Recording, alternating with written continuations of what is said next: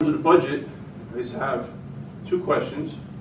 The county manager's office, there is about a 50% increase in special studies and initiatives. So I would like to have an explanation of what the $480,000 is going to be used for this year. And if it's not used by the county manager's office, can that be used for any other line item in Union County if it's not used for their purpose?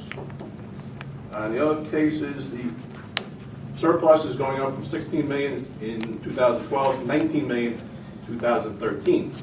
I would suggest instead of raising it $3 million, take that off the bottom line of tax rolls, so it's $3 million less. In regard to the question about county managers in office funds for various studies, there were a number of studies that were conducted this year, feasibility studies in regard to the jail, to the hospital, to the Watson Stables, and there may be some additional studies that are continuing on during the rest of the year. Thank you. We'll ask Ms. Taylor in reference to surplus.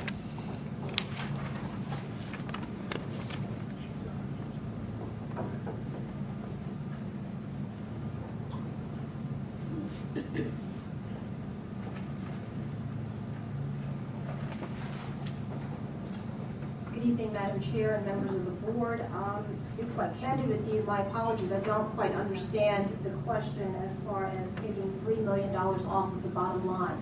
The item of surplus going from an anticipated revenue of $16 million to $19 million is additional revenue that we were able to regenerate in our fund balance in order to anticipate as revenue to avoid having to raise taxes.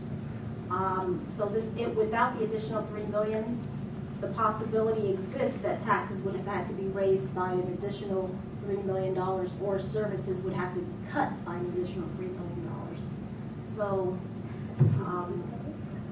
I really can't expand any further other than this is additional revenue coming into the budget to operate county functions. Thank you. The public budget hearing's over.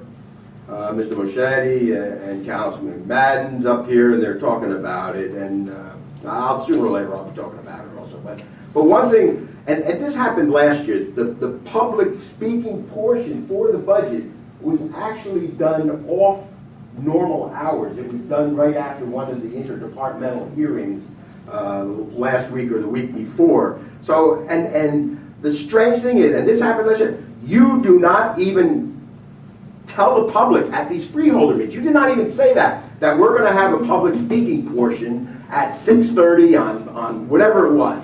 You did not say that. And last time that happened, I said this was an illegal budget because you're handling the procedure wrong. Even with the conflict of interest. I mean, it's still an illegal budget, but we all know that because it's just out of control. I mean, that's why it's legal in the first place.